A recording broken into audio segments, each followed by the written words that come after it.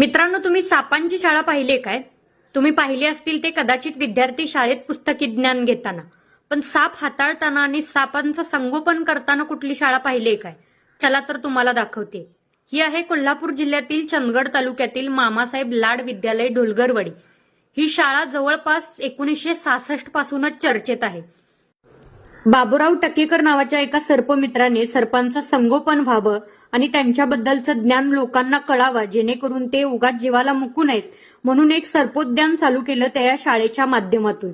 जवळपास या शाळेतील प्रत्येक विद्यार्थ्याला सापांचं ज्ञान आहे. प्रत्येक विद्यार्थीनी साप पकडू शकतात.